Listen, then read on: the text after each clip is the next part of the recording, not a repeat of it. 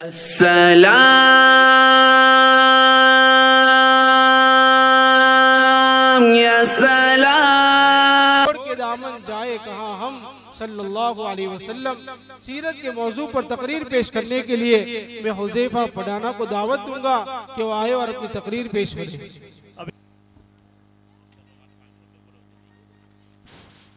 अस्सलामु अलैकुम व रहमतुल्लाहि व बरकातुहू। अम्मा बाद फ़अऊज़ु बिल्लाहि मिनश शैतानिर रजीम। बिस्मिल्लाहिर रहमानिर रहीम। व रफ़अना लका ज़िक्रक व क़ाल तआला अलम यजिदका यतीमन फ़आवा। सदक़ल्लाहुल अज़ीम।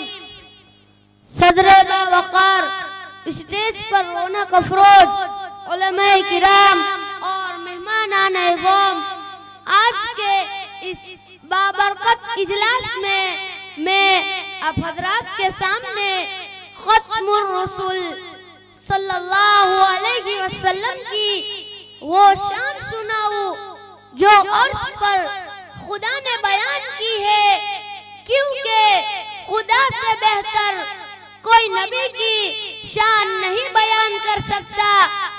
अल्लाह ताला ने आप सल्लल्लाहु अलैहि वसल्लम को ऐसी बुलंद शान अता फरमाई कि इस दुनिया में जितने भी अंबिया किराम तशरीफ लाए, हर एक की सीरत का आगाज उनकी पैदाइश के बाद हजरत आदम अलैहिस्सलातु वस्सलाम इस दुनिया में तशरीफ लाए।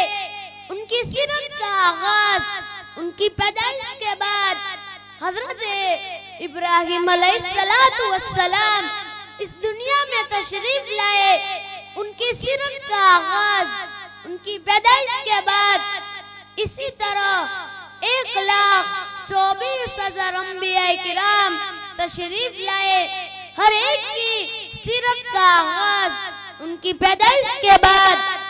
लेकिन मैं कुर्बान जाऊं हमारा नबी हजरत मोहम्मद सल्लल्लाहु अलैहि वसल्लम पर। उनकी सीरत का आगाज पैदाइश से पहले भी और पैदाइश से बाद में भी।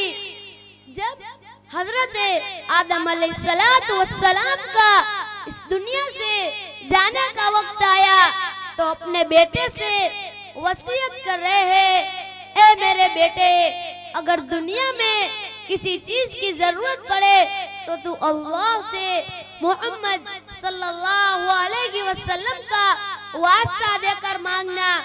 बेटा कहने लगा, अब्बू अब्बू मोहम्मद है कौन? हजरत आदम ने फरमाया, ए मेरे बेटे, बात तो सिर्फ इतनी सी है, अगर मोहम्मद सल्लल्लाहु अलैहि वसल्लम का यहाँ आना न होता तो ये कायनात ना बनाई जाती। अगर मोहम्मद सल्लल्लाहु अलैहि वसल्लम का यहाँ आना न होता तो चमकता हुआ सूरज भी ना बनाया जाता, ये झिलमिलाते सितारे ना बनाए जाते, ये जमीन और आसमान ना बनाए जाते, कुछ भी ना बनाया जाता। ये सिर्फ मोहम्मद मुस्तफा सल्लल्लाहु अलैहि वसल्लम के खातिर बनाकर सजाई गई। अल्लाह तबारक व तआला ने फरमाया, व रफ़अना लका ज़िक्रक, ए पैगंबर, हमने तेरे जिक्र को ऊंचा कर दिया। ए पैगंबर, हमने तेरे हर हर बोल को ऊंचा कर दिया। ए पैगंबर, हमने तेरे नाम को ऊंचा कर दिया। सिर्फ तेरे जिक्र को ऊंचा नहीं किया, बल्कि तेरे साथ जो मिला हमने उनको भी ऊंचा कर दिया। देखिए, हजरत अबू बकर पहले सिर्फ अबू बकर थे, जब मेरे नबी के साथ मिले तो सिद्दीक अकबर बन गए। हजरत उमर पहले सिर्फ उमर थे, जब मेरे नबी के साथ मिले तो आदिल बन गए। हजरत उस्मान पहले सिर्फ उस्मान थे, जब मेरे नबी के साथ मिले तो सखावत के बादशाह बन गए। वो हजरत बिलाल हबशा के एक गुलाम थे। जब मेरे नबी के साथ निस्बत हुई तो अल्लाह ने ऐसा ऊंचा किया कि चलता मक्के की गलियों में है, उनके पाँव की खड़खड़ाहट की आवाज जन्नत में सुनाई देती है। ये है वरफ़अना लका ज़िक्रक, ए पैगंबर हमने तेरे साथ जो मिला हमने उनको भी ऊंचा कर दिया। मेरे अजीज साथियों, एक मर्तबा कुछ लोग उम्मुल मुमिनीन हजरत आयशा सिद्दीका रज़ियल्लाहु ताला अन्हा के पास आए और कहने लगे, अम्मा अम्मा नबी की शान बयान करो। हजरत आयशा ने फरमाया, क्या तुम कुरान नहीं पढ़ते हो? कुरान खोलो तो सही। कुरान के हर सफ़े पर मोहम्मद का हुस्न जमाल बिखरा पड़ा है।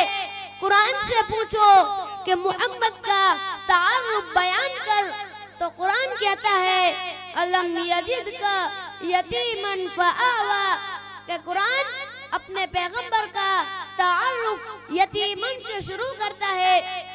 मेरे भाइयों, कुरान के हर लफ्ज पर मेरे आका की सीरत मौजूद है, क्योंकि जब मेरे नबी के चेहरे की बारी आई तो कुरान ने वद्दुहा कहा।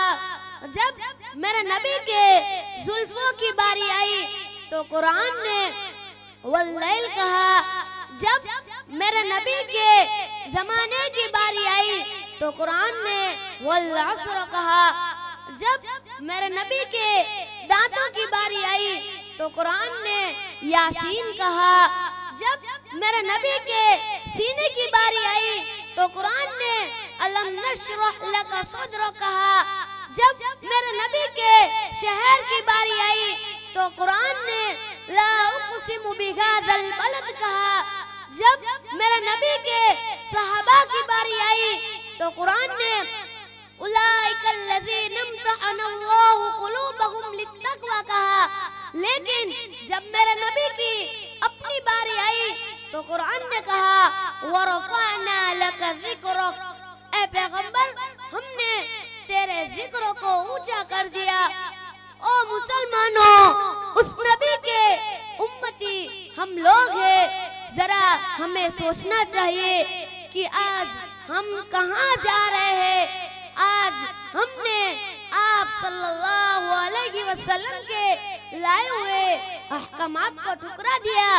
आज हमने आप सल्लल्लाहु अलैहि वसल्लम के तौर व तरीके को पसे पुस्त डाल दिया। आज मुसलमान आप सल्लल्लाहु अलैहि वसल्लम की सुन्नतों की धज्जियां उड़ाने लगे हैं। ओ मुसलमानों, हमारा नबी तो अपनी इस उम्मत के खातिर मक्का और मदीना की गलियों में तड़प रहे थे, अल्लाह से रो रो कर दुआएं मांग रहे थे। ए अल्लाह, मेरी इस उम्मत को तू माफ कर देना। अल्लाह से रो रो कर दुआएं मांग रहे थे। ए अल्लाह, मेरी इस उम्मत को तू माफ कर देना। ए अल्लाह, मेरी इस उम्मत को तू जन्नत में दाखिल कर देना। आज हमारे दिलों में उस नबी की अज़मत क्यों नहीं है? आज हमारी शक्ल उस नबी की शक्ल जैसी क्यों नहीं है? बताओ मुसलमानों, क्या मेरे नबी की शक्ल से तुम्हें नफरत है? आका मदनी की वो शक्ल जिसे देखने के लिए जिब्राइल अलैहिस्सलातु वस्सलाम जमीन पर उतरा करते थे, फरिश्ते कतारें लगाया करते थे, क्या मेरे नबी की शक्ल से तुम्हें प्यार नहीं है? क्या मेरे नबी से दुश्मनी है? क्या अंग्रेज जैसे कुत्ते मेरे नबी से ज्यादा खूबसूरत है? क्या सलवार कुर्ता पहनने पर किसी को मौत आ जाती है? कुछ नहीं होता, सिर्फ शैतान ने हमें भटकाया। हमने नबी का रास्ता छोड़ा, हमने कुरान को भुला दिया, हमने नमाज पढ़ना छोड़ दिया, हमने अपनी दाढ़ियां मुड़वाना शुरू कर दिया। ओ मुसलमानों, कम अज कम नबी की शक्ल तो अपने पास रहने देते। कहते हैं हमें दाढ़ी रखते हुए शर्म आती है। खुदा की कसम खाकर कहता हूँ कि इन दाढ़ी वालों से तो जन्नत की हूरें भी प्यार करती है। कि तुम इस दाढ़ी को क्या समझते हो? तुम्हें तो इसे कैंची लेकर इसे छोटा करने में ही मजा आता है ताकि अपनी बीवियों की नजरों में अच्छे बनो।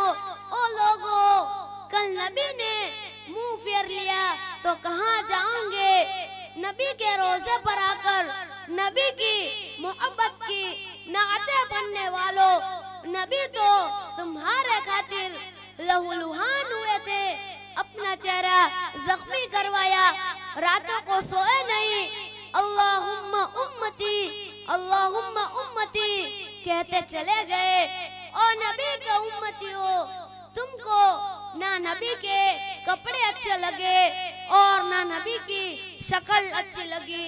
हर किसी को हीरो बनने का शौक है। मैं कहता हूँ अगर कुत्ते को भी बोलने की सलाहियत दी जाए तो वो भी इन अंग्रेज की शक्ल से नफरत करेगा, लानत दे देगा जिसकी शक्ल तुम आज बना रहे हो। अरे मुझे बताओ बोटाप के मुसलमानों, क्या कमी थी? आका सल्लल्लाहु अलैहि वसल्लम की शक्ल में आसमान के फरिश्ते कह रहे हैं। हदीस की किताबों में लिखा है सुबहाना मन ज़य्यना रिजाल बिल्लुग़, पाक है वो ज़ात जिसने मर्द को दाढ़ी देके हसीन बनाया। हमने कहा फरिश्ते तुम कहते रहो, हम तो यूं ही चेहरा मुड़ते रहेंगे। ओ मुसलमानों, आप सल्लल्लाहु अलैहि वसल्लम की सुन्नतों को अपनाओ। आप सल्लल्लाहु अलैहि वसल्लम के लाए हुए अहकामात पर अमल करो। आप सल्लल्लाहु अलैहि वसल्लम की जिंदगी कयामत तक आने वाले तमाम इंसानों के लिए आइडियल और नमूना बना दिया गया है कि तुम उनको देखो और नकलो हरकत को देखकर अमल करो और पक्की सच्ची मोहब्बत करने वाले हो जाओ। हमारे हर अमल से नबी की मोहब्बत का इजहार होना चाहिए। जिंदगी की राह में पेश आए कांटे या फूल, जिंदगी की राह में पेश आए कांटे या फूल, छूटने न पाए हरगिज दामने इश्क़ रसूल। अल्लाह ताला मुझे और आपको आप सल्लल्लाहु अलैहि वसल्लम की हर सुन्नत पर अमल करने की तौफीक अता फरमाए। आमीन। व आखिरु दाअवाना अनिल हम्दुलिल्लाहि रब्बिल आलमीन।